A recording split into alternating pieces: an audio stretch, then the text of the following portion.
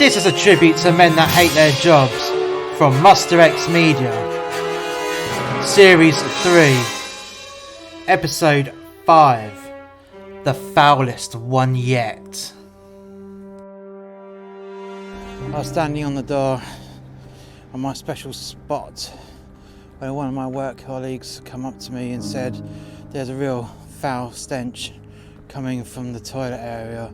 Do you want to come in and help us out? I'll get someone else to watch the door just so we can find out what it is." I should have known that it was going to be more trouble than it was worth. But I said yes regardless. I walked through to the back area and yes, there was a real vile stench. I checked the men's toilets completely top to bottom and yet found nothing out of the ordinary. I then checked the disabled and once again there was nothing there. It was absolutely pristine, which was a miracle in its own right, to be honest, because our toilets tend to be foul by 5 p.m, but no, they were both spotless. And then I checked the ladies and yet again, top to bottom, there was nothing out of the ordinary, not one bit. So I went through the back door where the trash room was, and then the stench hit me. It was the strongest form of this vile stench that we could smell all the way through the toilet area. And then I looked down.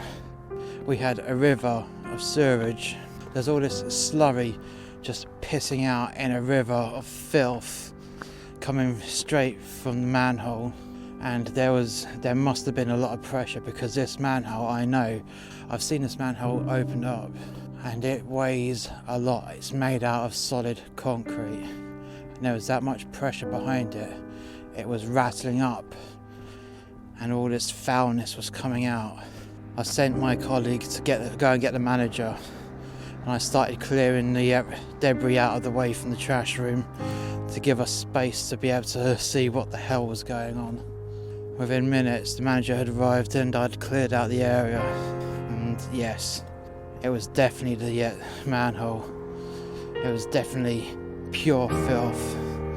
And I managed to stem the flow of this river of sludge and slime and foul feces. We managed to get a plumber out on call. He was there within 25 minutes, which wasn't too bad. As I was standing in that area, with mop in hand, just continue to mop and siphon into the bucket whatever foulness and catching it as best I can, because at this point it was running out through the door and cascading into the car park and down the drain and running into other businesses' garages. Oh fuck. Oh fuck indeed. Now this manhole was the main town centre sewage line, so everyone ran into that same drainage, and ours was at what was called a nexus point. This nexus point is where everything just joins and goes down to the lower sewer, and we had that section of pipe.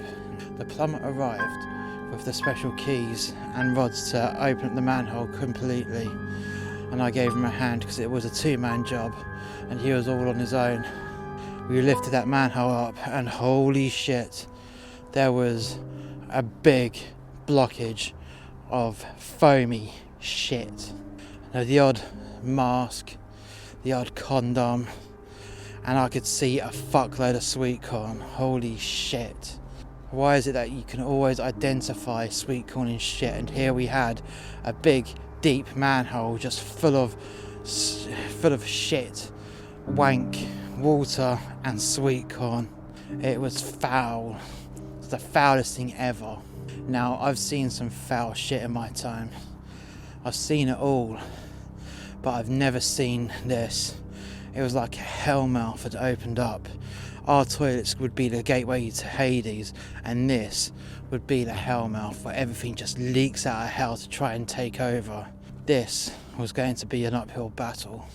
An uphill battle that is hard to forget. Within minutes, the plumber asked me to help him enjoying the rods whilst he was rodding it down. He was rodding it and rodding it and rodding it, and it was going nowhere. Then all of a sudden, the poor bastard's keys fell out of his pocket, but they managed to just stay on the edge. The poor man's keys stayed in the real world. They didn't go to the upside down of filth. No, I pointed out to him that his keys had just fallen on the floor, and he said thank you. He bent down to pick up his keys, and his phone fell out of his pocket. In my perspective, everything went slow motion.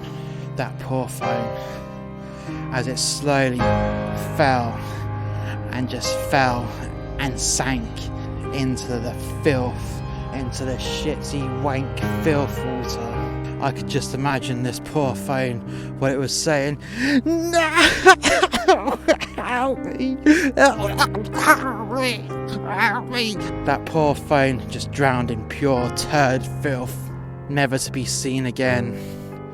I do wonder, at some point in the future, will a fossilised phone turn up completely surrounded in turd?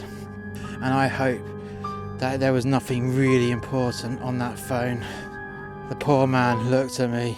My wife's gonna kill me. I borrowed her phone today because my phone was out of power when I was on call.